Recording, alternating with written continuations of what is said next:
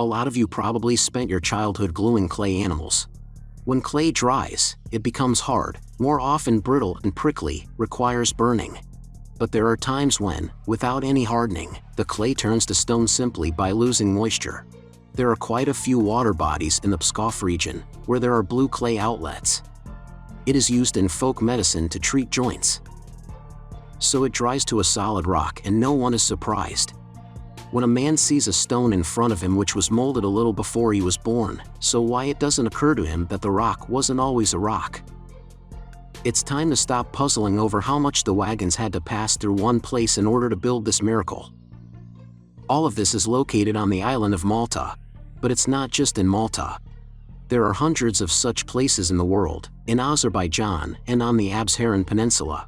No wheels, all trivialized to the point of disgust. Along the clay bottom, covered with algae, drag the drags. Over the years, there's nothing left of the silt, and the chalky clay natural cement naturally polymerized, becoming a rocky plateau with drag marks, boat tracks, tree trunks thrown ashore by storms. And there you have it, a tourist attraction. Who understood the origin of the rut on the rocks, quickly figure out how these things were built. There is no doubt that the clay layer, dried up enough to keep from breaking, but still quite moldable, petrified already in his current position. It was worked easily with a scraper of sharp stone, even with a wooden tool. It remains only to sand the surface to give the necessary shape. In a couple hundred years, it'll have completely completed the process of polymerization, and crowds of idlers, mouths agape, wandering around in hopes of opening a third eye. Next, mention should be made of the mysterious grain pits of which there's plenty in the Crimea. The cave city of Eski Kerman. Grain pits are cavities in the rocks inside of which they have geometry of the ceramic amphory. Narrow opening, neck and expansion below the center of the vessel and a narrowing at the bottom. Researchers can't understand how this was possible to build. Chopping up a monolith like that is unconscionable to say the least stupidity. And what also amazes everyone is the fact that the distance between neighboring cavities is a few centimeters in places of maximum diameter. And then there's the perfectly polished surface. And in this case we are confronted with a natural concrete. It could have been post-flood sediments, and in times of catastrophe across the land floodoliths were coming out of the Earth's bowels in catastrophic quantities that solidified to form rocks. And in this post-disaster period, people molded and carved out simple buildings. If you have understood the principle of the appearance of monolithic natural stone is quite ordinary and there are substances abundantly available in nature, you can easily explain to confused scientists, to doctors and candidates of science that the cave cities were not formed by the efforts of savage men who for centuries chiseled the rock with stone hammers or bronze chisels. It's all very prosaic. The settlement was flooded with water with a high content of particles, which, when moisture is removed, first become clay and then fossilize, turning into a monolithic rock of limestone or coquina. And it's likely that people have adapted it for household use of these rooms back in the days when the rocks weren't rocks. They had hardened, but were still easily workable. So there were steps and other machining marks which are now being mistaken for the work of thousands of stonemasons. So, we've seen that most of the minerals are a product of plastic and liquid polymerization.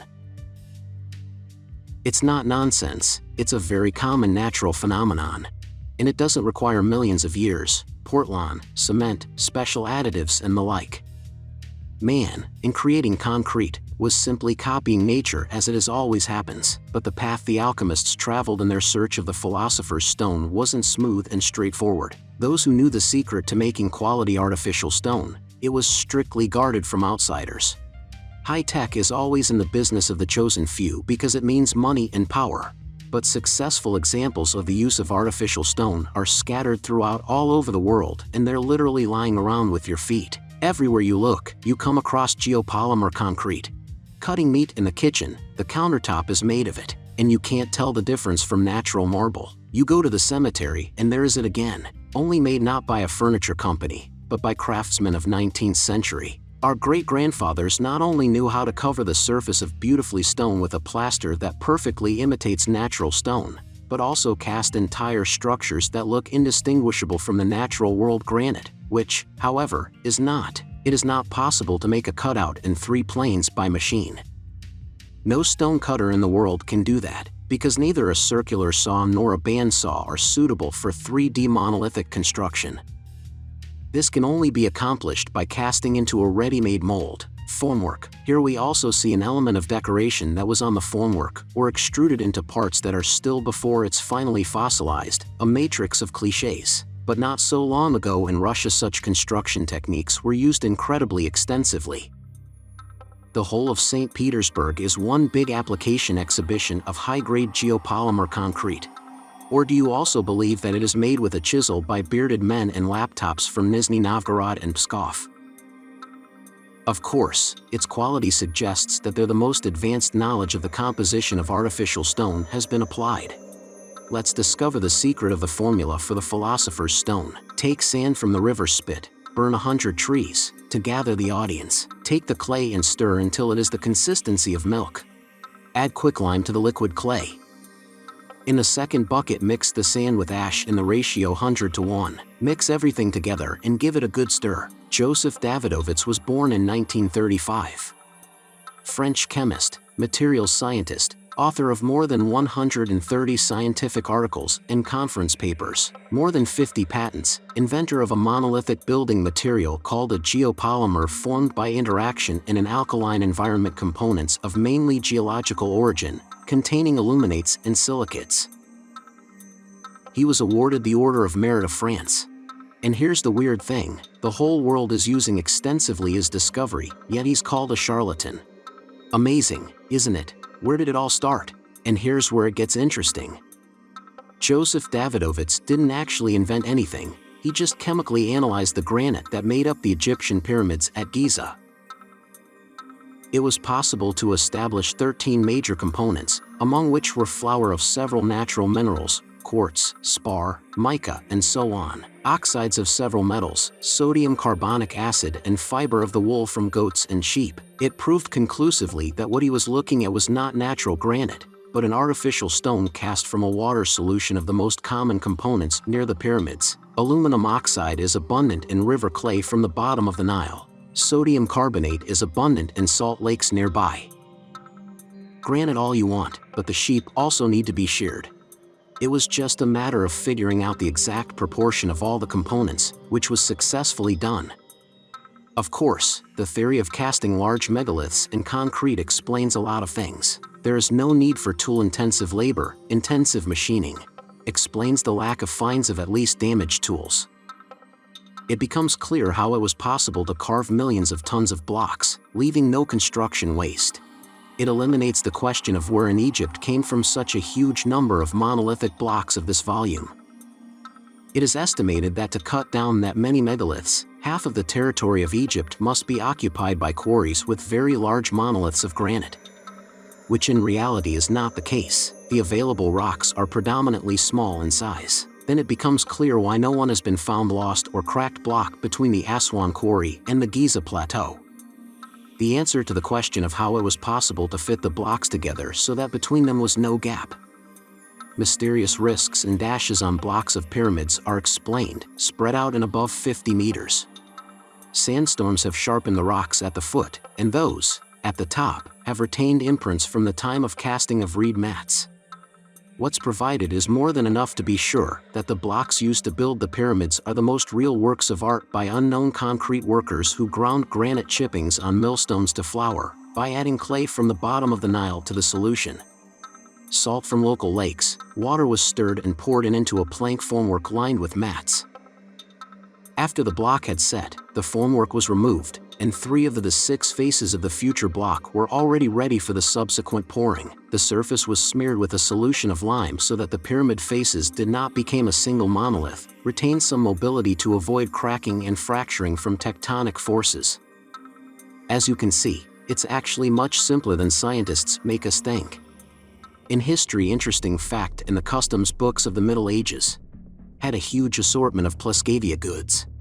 This was the name of the republic in what is now the western part of the Pskov region, and southwest of the Leningrad region. The main component of exports was useless by today's standards: potash. Probably up to 90% of everything that was exported from Pskov to Europe was precisely potassium carbonate. And this is a product derived specifically from wood ash. That is, potassium carbonate was a strategic raw material. To produce what?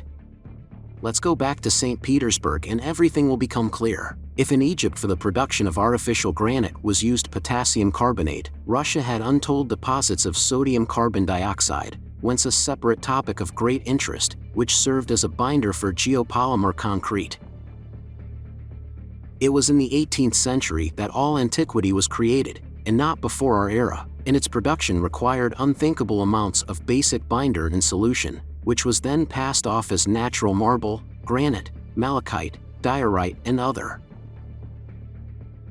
In addition, it should be noted that potash was the primary component in the production of glass, and attention, gunpowder. The development of civilization is cyclical. Now they are pumping out the gas, but before they were taking out the potash. But those who first encountered information about the use of geopolymer concrete, which has found wide application around the world in slumbering antiquity, have the same kind of question. For example, weren't all the pyramids built using this technology? Well, probably not, of course. Even the Egyptian pyramids are a complex of different methods and ways. You have to take into account that they are only partially built. The bulk of it is natural mountainous upland, which the presently visible form was given by a superstructure made of blocks made by geopolymer casting technology. It maximally utilized the natural folds of the terrain and natural monolithic rocks. But there are many other sites, such as Machu Picchu, Sacsayhuaman, Baalbek, and others where geopolymeric castings are not represented on such a global scale. But it is present almost everywhere. There is another variation of this same essentially question, not in the Urals, Kola Peninsula, Karelia, Altai Primary. Are we only seeing the ruins of geopolymer technology in Kolyma? And the answer is the same, of course not. Everywhere we see a fusion of the various modes of the megalithic construction. Some of its elements are actually instrumental. So polygonal masonry is made with elementary handsaws. But there are also as yet undiscovered ways to change the state of stones like the ones in the Devil's Town, like on the Ural. The technologies are obviously similar, because obviously the fossils at the time of construction were in a state of plastic mass, like a dough or plasticine. The soft pancakes were stacked on top of each other and then polymerized. Such masonry has received appropriate name plasticine. Egypt.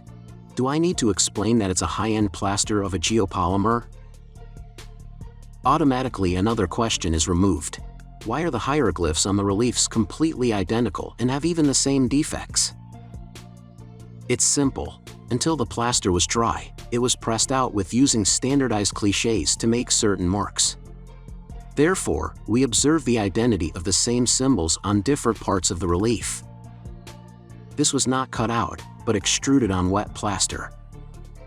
It subsequently fossilized and took on the appearance of natural stone, but you can clearly see in the photo how the layer has peeled off from the stone and exposed the core.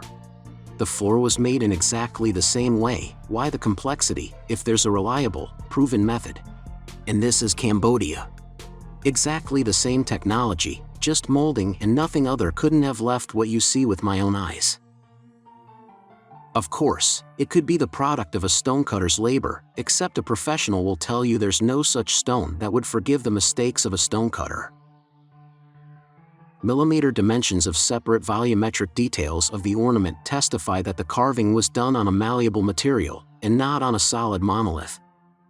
This hole is left by a wooden formwork element. The glazing here is evidence of exposure to high temperatures. Probably the possibility that the brace was after all metal. And the hardening happened unplanned quickly, so special measures had to be taken. Methods of removing a pipe from set concrete. See how similar designs are molded and made today. Here is the formwork, its walls braced with cross tubes. After the concrete has been poured and cured, the formwork walls are removed, the pipes are being extracted, and the holes left by the horizontal elements of the temporary reinforcement are simply plastered. But in Baalbek, these holes are either not, or the plugs had been caulked at all, or the plugs had simply deteriorated over time and revealed to the world the technological traces of megalith building. Looking at that visor, is anyone going to think in my head that it's a natural stone? Definitely concrete, and it's done in a rather shoddy manner. Dolmens again. Needless to point out that the monolith clearly consists of panels that, at the time of construction, were so malleable that it allowed me to spread myself with a spatula on the parts adjacent to them at right angles. Sklyarov is said to have conclusively proved traces of machine working of the stone. No, he showed the world amazing artifacts, but completely wrong conclusions. That's what happens. Man has broken free from universal stereotypes and is immersed in the actual handmade ones. There was no way he could have imagined that the drill bit behind the one turn deepened into granite, deepened into a doughy mass, and it was probably just a regular tube if it was not a stick at all. He couldn't believe that the footprints of circular saw. It's not a circular saw at all, only a trowel stroke on the dry plaster, which later on petrified. Let's keep looking at the dolmens. A square layer of hardening clay is cut out, hinged like a lid, and the 4 adjoining faces are cut out, placed vertically, and are covered from above. Initially carved with a layer, after the deceased is laid to rest inside. All that's left is to line the walls with trowels, cut the hole, plug into jammer last window from the other side of the world into the our world. You can see very well how the builders corrected the mistakes by troweling with the mortar, or rather the stone itself. The columns are made of small rough-hewn stones, and then covered with a layer of plaster, on which are then stamped out drawings with standard embossed seals. Antoninus Baths at Carthago. Here we see steel rebar in general, quite possibly that it was done in the early 20th century. Maybe it's old technology, maybe it's new ones. Duga, Tunisia. Apparently, the ceramic pipe was filled with concrete, and it's a mystery to posterity where that superpowered drilling machine with drill bit 30 and milling cutter 40 centimeters. The Stone Age did not end until the 18th century.